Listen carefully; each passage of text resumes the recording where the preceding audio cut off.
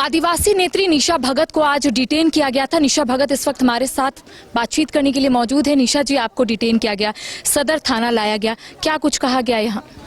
चूँकि जिस तरीके से भारत का संविधान के तहत ये प्रशासन अपना काम कर रहा था, हम अपने अस्तित्व की बचाव कर रहे हैं। लगातार आदिवासी सरकार में आदिवासियों का जो जल जंगल ज़मीन के साथ साथ आज घर भी तोड़ा जा रहा है, जबकि वो रैयत प्लॉट है, वो नगर पालिका के अंतर्गत अपना हर वो टैक्सेस देते हैं और अपना रसीद भी कटवाए हुए हैं। तो इसी तर्ज पे हम केंद्रीय सरना समिति की तरफ से आज हम लोगों का था कि हमारे समाज के लोगों को जो कष्ट है दूर करना था।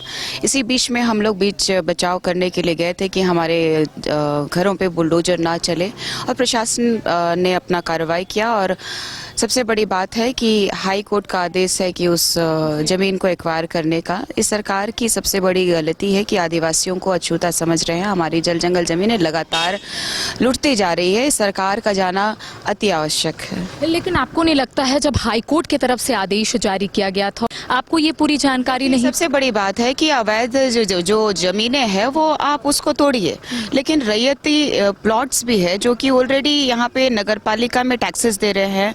आपका देख लीजिए कि अपना रसीद भी कटवा रहे हैं। तो ये इस झारखंड सरकार की कमी है कि दोनों तरफ से माल बटोर रही है। एक तो जनता परेशान हो रही है, इतनी बड़ी बड़ी बिल्डिंग्स जो बन गए थे, इसमें जो प्रशासन ने मुझे डिटेन किया वो अपना कार्रवाई कर रही थी। उन्होंने अपना फर्ज अदा किया, हमने अपना फर्ज अदा किया कि हम अपने अधिकार के लिए लड़ाई लड़ रहे हैं और आगे भी लड़ते रहेंगे। पूरा मामला क्या था? कई तस्वीरें जो है वो सामने आ रही है, झगड़े भी हुए हैं, हाथापाई भी हुई है, क्या था पूरा मंजर? देखिए, आंदोलन में झगड़े होते हैं और सबसे बड़ी बात है कि दोनों तरफ से जो झड़प हुआ है वो आप लोगों को सब पता है। और मुझे लगता है कि इसका हम लोग कई तरह से सोच समझ करके आगे का कार्य करेंगे। और मुझे बहुत खेद है, मुझे बहुत दुख है कि एक मैं आदिवासी बेटी हूं और लगातार संघर्ष कर रही हूं, और इस झारखंड राज्य में आदिवासी बेटा होने के बावजूद आदिवासियों का लगातार हनन हो रहा है। काफ़ी निंदनीय है, दुखद घटना। में क्या है निशा जी?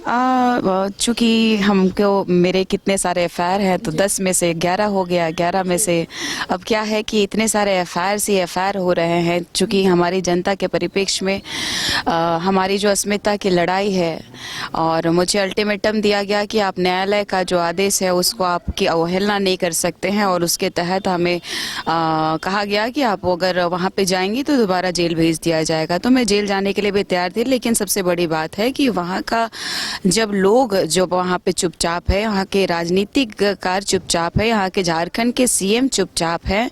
अगर हमने सोच लिया कि झारखंड के हित पे काम करना है तो मेरा आज से नहीं लगातार कार्य करते रहूंगी। लेकिन मुझे पूरा दुख है कि इस झारखंड राज्य में आज हमारी अस्तित्व को पूरी तरीके से मटियामेट करने के लिए लगी हुई है ये सरकार। कहा कि अल्टीमेटम दिया गया है कि अब अगर आप वहां जाते हैं तो आपको जेल भेज दिया जाएगा, आगे क्या करना है आपको?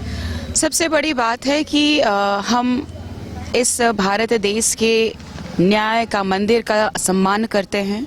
मैंने पहले भी कहा है और आज भी कहते हैं, हम अपना प्रयास किया हमने, और मुझे लगता है कि जो हमारे समाज एक निर्णय होंगे उसके आधार पे हम लोग अपना कार्रवाई करेंगे। अगर मुझे जेल जाना ही पड़ेगा अपने लोगों के लिए तो जाऊंगी, लेकिन मुझे जहां तक लगता है कि न्यायालय प्रक्रिया से परे मैं नहीं जा सकती। बॉन्ड भी लिखाया गया है ना? बिल्कुल, बॉन्ड भी लिखाया गया है कि आप वहाँ पे नहीं जा सकती हैं। जो न्यायालय का आदेश है उसकी अवहेलना आप नहीं कर सकती हैं। जी, तो देखिए, निशा भगत को फिलहाल छोड़ दिया गया है। आज डिटेन किया गया था। निशा भगत रिम्स परिसर पहुंची थी, जहां हाईकोर्ट की तरफ से एक आदेश जारी किया जाता है और ये कहा जाता है कि रिम्स परिसर को अतिक्रमण मुक्त बनाया जाए। और इसी सिलसिले में आपने देखा कि प्रशासन की तरफ से कवायद जारी थी, प्रशासन की तरफ से कार्रवाई की जा रही थी, और अवैध जमीन पर जिन लोगों का घर बना हुआ था, इमारतें बनी हुई थी, उसे छेनी हथौड़ी के साथ साथ बुलडोजर के माध्यम से तोड़ा जा रहा था। सहयोगी विकास के साथ करिश्मा सिन्हा, न्यूज़ 22 रांची।